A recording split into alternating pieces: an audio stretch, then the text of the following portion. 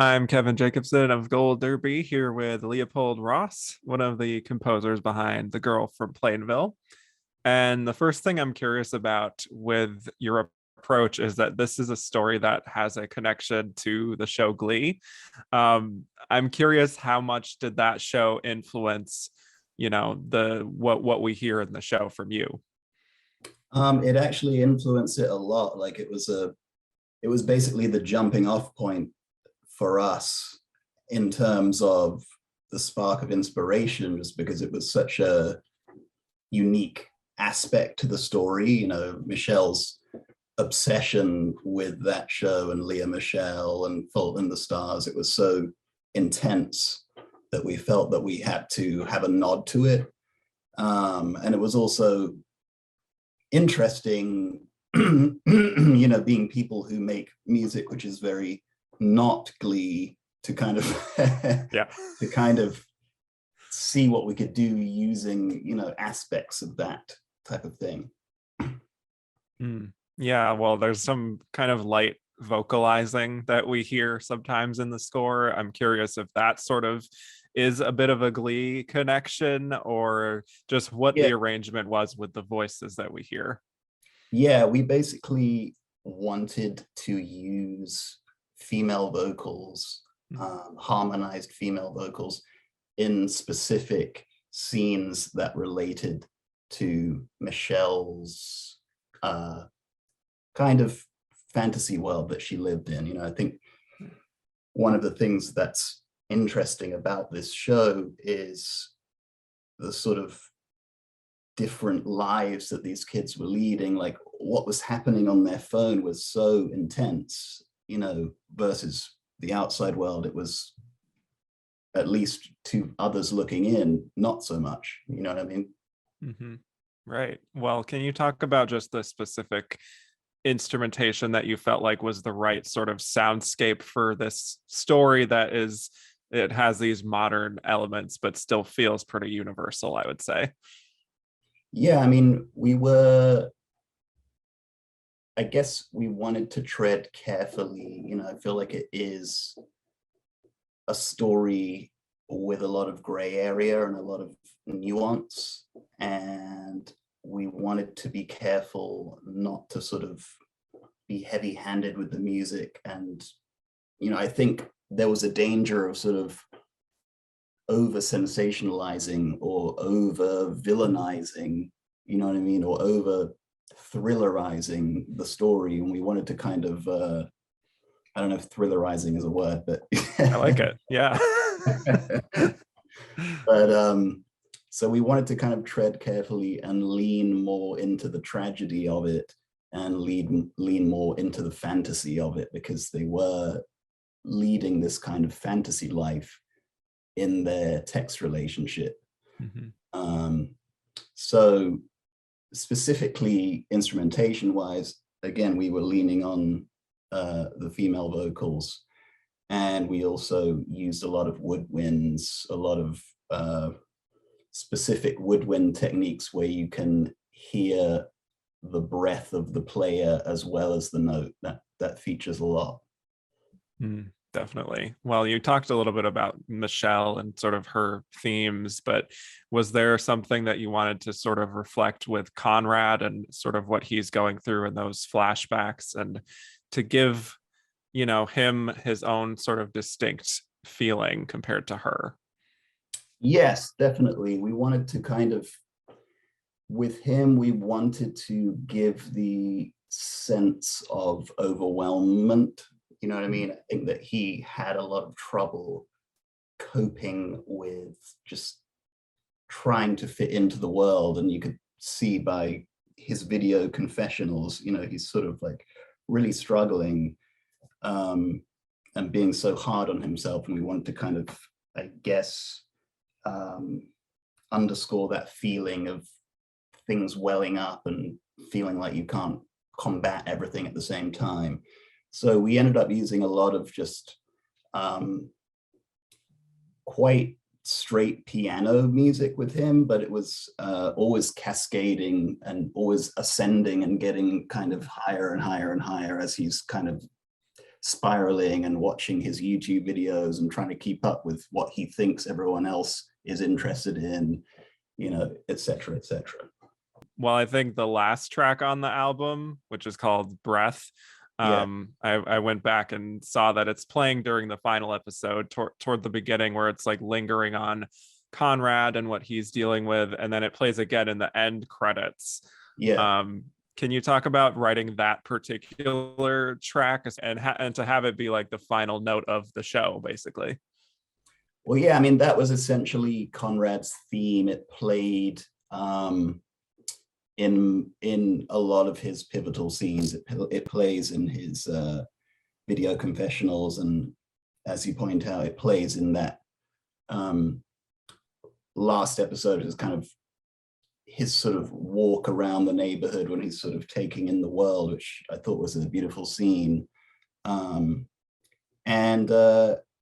it just felt like the right note to leave the show on, because it was a tragedy and he was a beautiful person, and it was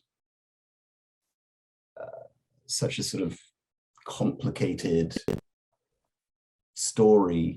But in terms of writing it, it was just something that came with, normally the way that I go about composing for a show is I'll get a lot of, as much information as I can get up front from the showrunner or the director, whoever's the main creative force. In this case, it was Patrick McManus and Liz Hannah. So I got all the scripts from them. I also watched the documentary I Love You Now Die, the Erin Lee Carr documentary, and just basically tried to absorb as much info as I could before they had even shot the show. And I wrote a bunch of themes along with Nick, and kind of I would send them stuff while they were shooting, and then they would send us feedback. So, oh, I like this one, I like that one. And that was just one of those pieces that came up during the kind of initial process of, being influenced by the material. Can you talk about your collaboration with him? What the two of you shared, and what like the responsibilities were on both ends? Yeah, we've been working together for a long time, and I think partly due to the pandemic, we got into a groove of not being in the same room, as I think most people did. But what we would generally do is kind of come up with a creative concept. In this case, it was the vocals and it was the breathy woodwinds, and kind of come up with plot point emotions that we wanted to underscore, i.e. the tragedy and the fantasy.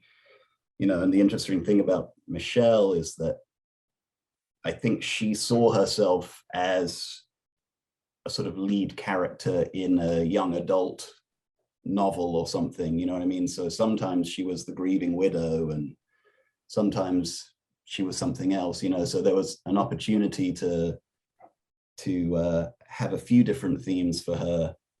So that was something that we discussed, but not, we sort of set a palette between ourselves. Then we went away and generated some ideas, pulled them together, pulled out what we felt was the best material, worked on those together, sent them to Patrick and Liz. They picked out what they liked, and then we would bring those back and further develop those. Yeah, well, speaking to Liz and Patrick, the creators of the show, in terms of knowing when to use the music, when to go without, can you just talk about working with them and what those discussions were? Yeah, I mean, this is the second show I've done with Patrick McManus. I also did Dr. Death with him. And I find him to be a great person to work with, and quite a rare bird in the world of TV, in that he likes to be very specific with music placement. I feel as though in the era that we live in, there's so much content, and it seems to have gone the way of there needs to be music playing all the time. You know what I mean? So a lot of shows, it's just this kind of constant bed of music going all the time, which I personally find defeats the purpose of having music. So Patrick and I very much are aligned in that.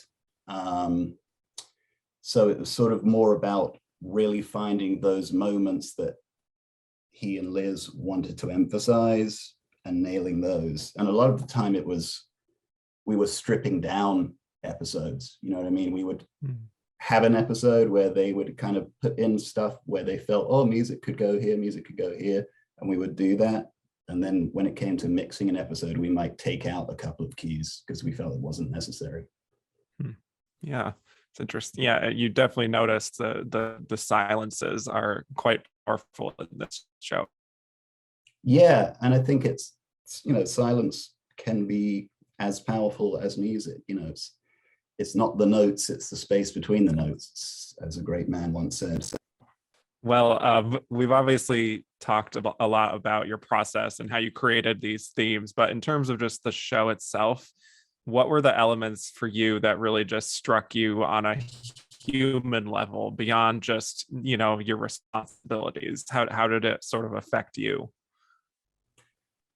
To be honest, I was initially hesitant just because I felt there's a real responsibility to grieving families. You know, I mean, this is an actual story where somebody actually died and somebody actually went to jail. So there's a lot of, you know, true pain going on. So I was initially hesitant, but I also had a lot of faith in Patrick because we'd done Dr. Death together, and I felt that he did a fantastic job bringing nuance to that story. So I knew that he was going to handle it. I knew we were in great hands, basically. But yeah, I think it was sort of like the combination of that intense teenage emotion that we all know, because we've all been through that, where everything seems like it's the end of the world when you're a teenager. That combined with the mental fragility of the two lead characters, combined with the era that they live in with social media and phones and texting, it all kind of created this perfect storm of this incredibly layered story. People may not know that you are the brother of Atticus Ross, who is, you know, this Oscar-winning composer who you've worked with a lot in the past. Where did that love of music start for you in your family? Just out of curiosity. Where did it start? I mean, our parents are basically children of the 60s. They were sort of hippies. That's why we have fairly weird names, I think. But so I think they were an influence. But for me, honestly, it was Atticus and my other brother, Milo. Like, they were a little bit older. And, you know, I think as with any family, the way that the younger kids first get into music is kind of hearing what the older kids are listening to. So